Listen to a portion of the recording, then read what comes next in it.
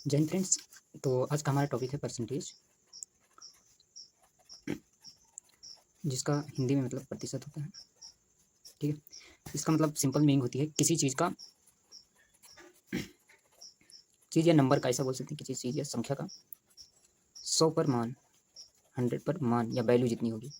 ठीक है, वैल्यू होती है उसे परसेंटेज कहते हैं। इसका साइन इस तरह से व्यक्त करते हैं इसे। ठीक है, वही क्या होती है, परसेंटेज होती है। जैसे 100 पर हम मान लीजिए कोई चीज़ मान लीजिए 20 है, तो इसे क्या कहेंगे हम, 20%। ठीक है, 100 पर जितनी होगी उसे क्या कहेंगे, 20 मतलब परसेंटेज कहते हैं। ठीक है, 100% का मतलब होता है पूरा या फिर एक। ठीक है, पूरा पूरा या एक। ठीक है, जैसे कोई चीज़ मान लीजिए 100% है तो पूरी पूरी है। ठीक है, जैसे मान लीजिए आपके बस्ते में या बैग में, आपके बैग में मान लीजिए 10 बुक्स हैं। ठीक है, 10 बुक्स हैं, BOOKS बुक्स है, तो इसका मतलब क्या हुआ कि आपके बैग में 100% बुक्स हैं। ठीक है, इसका मतलब यह हुआ। ठीक है, अब मान लीजिए आपके ज्योमेट्री बॉक्स में, है ना, ज्योमेट्री बॉक्स में 5 पेन है, 5 पेन से, तो इसका मतलब क्या हुआ कि पेन बॉक्स में मतलब 100% पेन है। ठीक है, इसका मतलब ये हुआ। जैसे मान लीजिए आपकी परीक्षा में कितने आए, मान लीजिए 100 में से, मान लीजिए 100 में से हिंदी में, मान लीजिए हिंदी में 100 में से 20 मान लीजिए 80 आए, तो इसका मतलब क्या हुआ, आपके 80% नंबर आए। ठीक है, तो इसका मतलब ये हुआ। और देखिए कैसे निकालते हैं, तो परसेंटेज में एक परिभाषा, एक परिभाषा और भी होती है कि प्रतिशत एक भिन्न है, प्रतिशत एक भिन्न है, एक परिभाषा और है, प्रतिशत एक भिन्न है जिसका हर क्या है, जिसका हर जो है, जिसका हर क्या है, 100 है। ठीक है, 100 है, 100 होता है या है, तो प्रतिशत एक भिन्न है जिसका हर क्या होता है, 100 होता है, 100 होता है। ठीक है, तो इसे क्या कहते हैं, परसेंटेज। मान लीजिए कोई चीज़ मान लीजिए 20% है, तो इसका मतलब क्या हुआ, ये है 20 है कितने में, 100 में, ऐसा हुआ। 40% है तो 40 है कितने में, 100 में, नीचे लिखते हैं। ठीक है, इसका मतलब ये हुआ।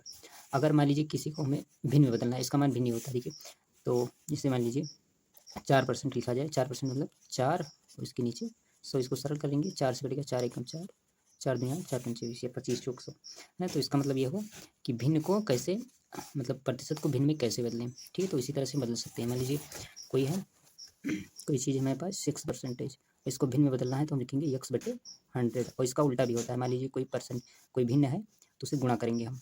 ठीक है, जैसे मान लीजिए भिन्न को कैसे दशमलव में परसेंटेज में कितना बदला है, भिन्न मान लीजिए है और परसेंट में बदलने के लिए हम 100 से गुणा करेंगे, बस ये इतनी सी बात होती है। तो 5 दूनी 10, 5। ठीक है, 5 दूनी 10, 0 0, 20 चौक 80%। ठीक है, 4/5 कितना है, 80%।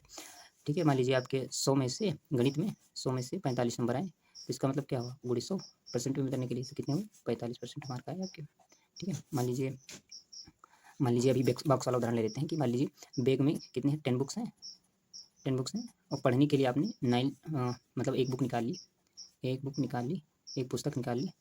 ठीक है, पुस्तक ले लेते हैं तो एक एक निकाल लेते हैं 100 में से, 10 में से, तो 100 में कितने हैं, तो आपने 10% बुक्स को निकाल ली पढ़ने के लिए। ठीक है, इसका मतलब ये हुआ।